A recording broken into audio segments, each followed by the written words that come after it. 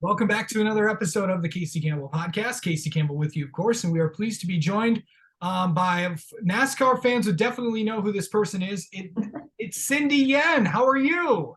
Hi, I'm doing well. How are you doing? Doing well. So, kind of explain what you do for in regards to. I know a lot of NASCAR fans follow you for with the TV ratings and all that stuff. So, kind of explain what you kind of do. So every Tuesday after a race, ratings will come out for all the sports events of the week. And what I basically do is I take that number, I plug it into a spreadsheet, do some analysis on it, and then tweet about it to let everyone know how NASCAR is doing in relation to previous week, to previous year. Yeah. Yeah. So with today's news, with I know with the Adam Stern report that just came out, that it should be no surprise that Fox Sports and NBC Sports want to renew. Of course, they're the current TV providers of NASCAR. They have been since 2015. But I think the most interesting part is that Amazon is also in the mix of possibly getting the third set of rights. And of course, obviously, everybody knows that Amazon is a streaming service. It's going to be interesting to see how, with sports and how they've kind of done it. Of course, I think a perfect example is the NHL and how they've, with a ton of games on ESPN Plus when that started. And of course, the NFL with Thursday Night Football with Prime. Overall, how do you think that would work, like with the streaming service for NASCAR in the future? Well, I think Amazon is definitely trying to get more into sports foray, especially with the success of Thursday Night Football on Amazon Prime Video. Me personally, I think that NASCAR wants to be careful about what they do in terms of streaming. For one, NBC, who they currently have a contract with, have Peacock, and I know that Peacock has been playing IndyCar races on there, maybe some NASCAR practices as Peacock exclusives. And so NASCAR wants to tread that carefully if they're going to try to stick with NBC and get Peacock in that bundle, or if they want to explore other streaming services. Now, in terms of streaming exclusive races, I don't see NASCAR doing anything that's exclusive to streaming. I think it will have to be simulcast because most of NASCAR's audience will be still watching on cable. Yeah. In terms of ads, so I know a lot of fans are talking about ad-free option. They don't like watching the ads because NASCAR and motorsports is completely different in that there are no natural breaks. And so there is always action happening on the track, whether or not you see it on TV or if there's a commercial. But I don't see that ad option happening regardless of whatever streaming service NASCAR wants to make a deal with. Yeah. Now, there were some ads during the Rolex 24 yesterday on Peacock, and I know that got a few people. It was interesting to see that. What do you anticipate the year, and based on the moves recently made by NASCAR and in just in the sports media world in general? Because I know that and obviously last year, the Big Ten obviously got their big deal with Fox, with CBS, and with NBC. I know that I believe also, if I'm not, correct me if I'm wrong, the NBA is also looking into. I know the NBA's TV rights are coming up too, if I'm not mistaken. So, what are we in for in terms of just overall because obviously NASCAR is obviously going to be negotiating with, for their new TV contract, but obviously what's to come this year in the sports media world? In terms of, I think there's a lot of big sports looking to renew media rights deals this year. And I guess depending on if other sports get their jumping first, that might change of how NASCAR approaches it with the TV networks. In terms of, I guess, TV providers, I think that Fox has expressed a very big interest in keeping NASCAR. NASCAR is the only sport they have, for the beginning of the year. And it's like their most watched sport from February to June. So yes, Fox will be definitely looking to keep NASCAR. In terms of NBC, I think that NBC kind of needs NASCAR more than NASCAR needs NBC, especially with ESPN in the background and ESPN adding more motorsports offerings back into their lineup with F1 and SRX. NBC last year cut NBCSN in favor of USA, and they also don't have the NHL rights anymore. So it'll be interesting to see if what NBC will offer for NASCAR. Yeah, it's going to be interesting. The thing is that what I've let's talk about ESPN for a second. I know that Yeah. the conversation around that is, we just saw them get SRX and Thursday Night Thunder. That's going to come back. Obviously, I think the provider that I think a lot of people are also talking about is the Turner Sports Group. Yeah. Obviously, they've also been aggressive in getting sports media rights. Of course, they just got the NHL. They'll actually have the Stanley Cup Finals on TNT this year. So in terms of that, do you think that the Turner Sports people are a player as well? And of course, I don't think CBS is in because I just think they just got too much going on. Yeah, so I would say I think Turner would definitely probably be a player again. They might do a joint thing like Turner slash ESPN like the NHL does. I definitely agree with you that CBS is completely out. Now, if Fox stays on and NBC is up in the air, that means that NASCAR would be looking for a provider for the second half of the season. And with NFL on CBS during race hours, that's not really an option Right. for CBS. Yeah. And when you and also where are like the trends in terms of like in terms of people watching NASCAR? Where are they at right now in terms of demographics? We always talk all TV executives and everyone talks about that 18 to 49 demographic. How many of them are watching NASCAR toward like the beginning of the year, toward the end of the year? Because you got all this other sports on because you have the NFL, you have college football, you have Major League Baseball, but there's also other sports that are also on that are getting a lot of people's attention. Yeah, so definitely NASCAR has skewed older in the last few years, and I don't think that the 18 to 49 rating share has really changed over the last few years. If anything, it probably has gotten worse due to more people cutting the cord and more people just streaming in general. Also, I think NASCAR is a very long product, and people 18 to 49 are focused on more like shorter things that they can just have like a shorter attention span. So staying on TV for 4 hours is probably not something that they're interested in as much. However, I know NASCAR is making waves into the 18 to 49 demographics. They've been doing a lot of collabs with iRacing. I know that's been blowing up on Twitch. They've been having, there's a student section at the Coliseum. They're going to try to create like a party atmosphere, kind of like the Sneak Pit, but on a smaller scale. And hopefully that might work. And they also might bring that to the Chicago Street Race. And honestly, like NASCAR on social media, hopefully they can get more personality into the drivers, have some of their things blow up. I know Ross Chastain's move that was like everywhere on TikTok. People I've talked to, they're like, I don't know NASCAR, I know Bubba Wallace, I know Ryan Vargas. So having those drivers on social media will definitely help increase the demographics, but whether or not that translates into TV ratings is left up in the air. So how do you, when you look at the LA Clash this weekend, of course it's a big event, I know, if you're talking about networks, Fox Sports is probably going to have its biggest few weeks that it's going to have because, of course, last week the NFC Championship game, they also have the Super Bowl this year as well. So it's going to be the LA Clash, the Super Bowl, and then of course the Daytona 500. What are the next few weeks going to be like? Because obviously Fox wants to go all out with a lot of this stuff, and it starts. Well, it kind of started with the playoffs beginning in the NFL, and then of course leading into this weekend with the Clash.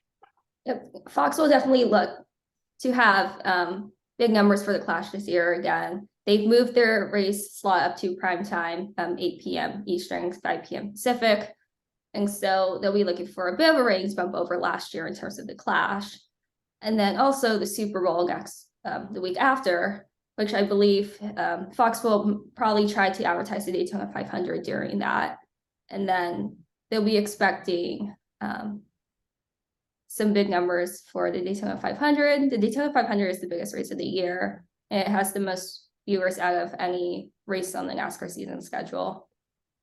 In terms of year over year, I think NASCAR is probably expecting something similar to last year's number or a bit lower. Okay.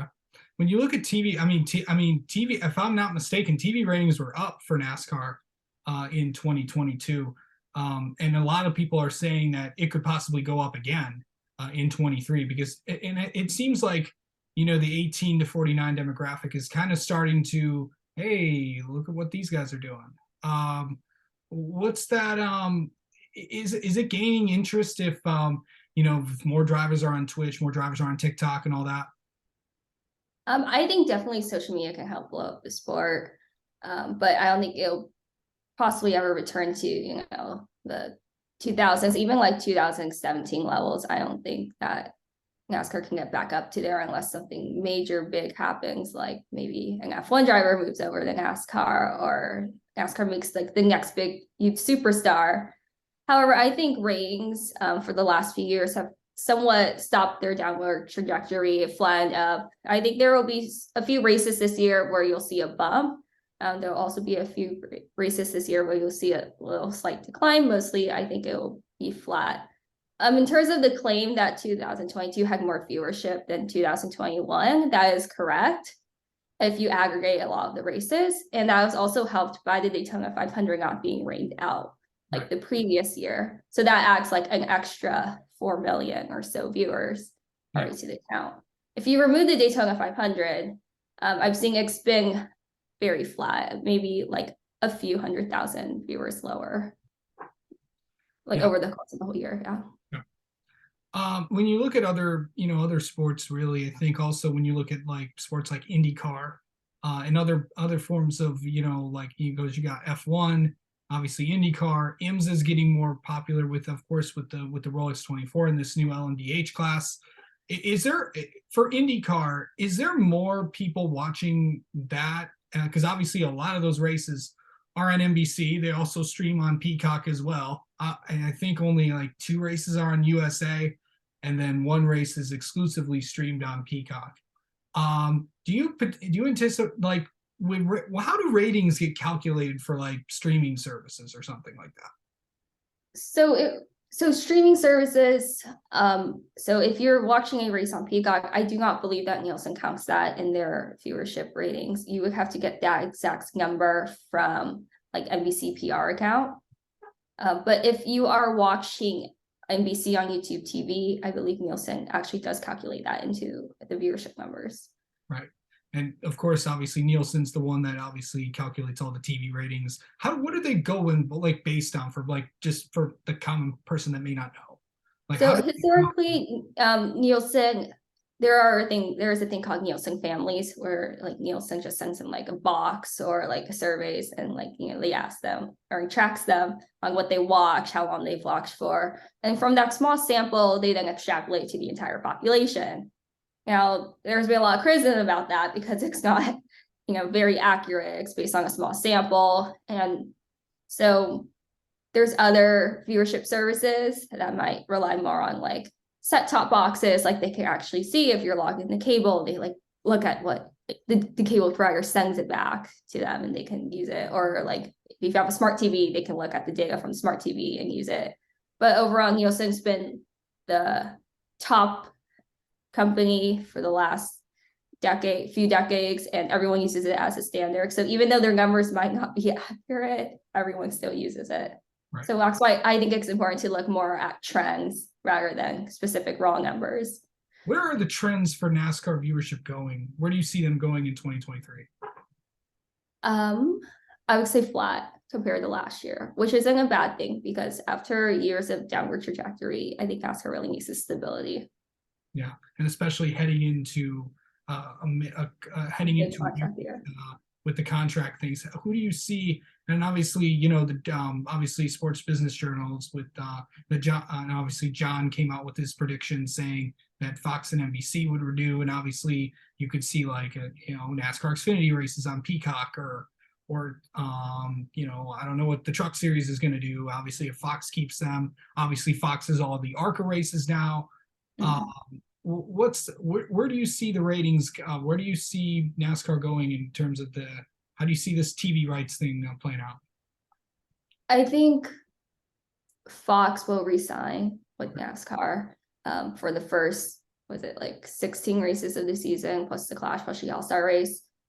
Reasoning is that Fox doesn't have other content really for the first half of the year. I mean, obviously they have USFL, but it's not as big as what they would get for NASCAR. So they really want to keep this property. They also have offices in Charlotte. They have a whole studio in Charlotte. And I don't think it's something that they want to give up. Right. I In know. terms of NBC, I think it's really dependent on what NASCAR wants to do with streaming, because unlike Fox doesn't have streaming, NBC actually has Peacock, and so I think NBC execs might want to try to bundle, races on NBC USA with something on Peacock, but I think that I'm not sure if they will actually sign. They have first dibs, but NASCAR can always say no and try to explore other options like ESPN. Right. I mean, obviously you have ESPN, Turner Sports, as we said earlier. Do you see any other streaming services kind of, in the conversation beside, I know Amazon was obviously mentioned, but do you see any other streaming services that we could see, like an Apple TV Plus, or a Netflix? I think Amazon's definitely one of the big ones. I could see maybe Apple TV getting into the mix. Netflix might want to get into the mix. I probably don't think they will, Right. because it seems like their audience is F1. And I feel like if anything, NASCAR would try to approach Netflix instead of the other way around. But anything's up in the air, and they have time to negotiate. They probably want to get a deal done by the end of this year, but 3-year race contracts don't expire until the end of 2024. And obviously most sports are like, you want to go into 2024 knowing what your TV package is going to look like. Yep. For the next few years. And obviously the NBA TV deal will also have probably some, because I believe that goes first before NASCAR. I think it's either one or the other. I do know the NBA is getting close to their rights deal and all that. When you look at and then last two things, I know ESPN and SRX, how do you think that will go? What do you think that they're looking for? And also, as a result, I know you may not know about this, but having all the ARCA races on FS1 and FS2, because I know they were on MAV TV last year, and I'm not sure if MAV TV is in a lot of households. How big is that for that series? Having ARCA on FS1, FS2. So aside from the hardcore NASCAR fan who might turn into the ARCA races, I don't really think that it would help grow ARCA a lot, if anything, because ARCA doesn't really have a lot of big names. People like to meme on ARCA for having a lot of wrecks and drivers who aren't necessarily that good. Muniz will be in there, so that'll. Oh, that is true. So yeah, actually, I will change my mind. Frankie Muniz, being ARCA, might attract a few more eyes on it, and if he can get his fans to tune into the races, it would help bring viewership, especially on a network like FS1 that more people have. Yeah. And what about SRX and ESPN? I know, when they went to CBS, they said obviously they have, first right of refusal. Obviously, Don Hawk was on here a few weeks ago.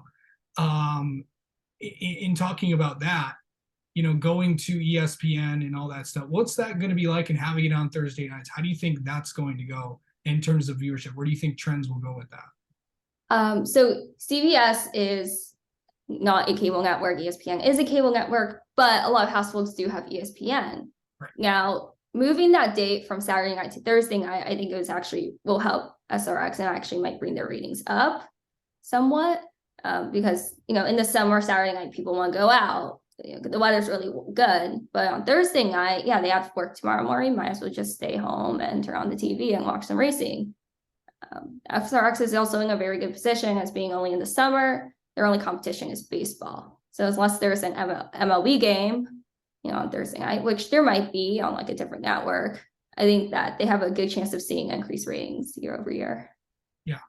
Also, you mentioned baseball, and I know this is mainly about NASCAR, but I wanted to ask you about this. I know when we're talking about, when you look at baseball, and you keep hearing all this conversation about the RSNs, possibly there's all this talk about Bally possibly going to Sinclair filing for bankruptcy and all that stuff.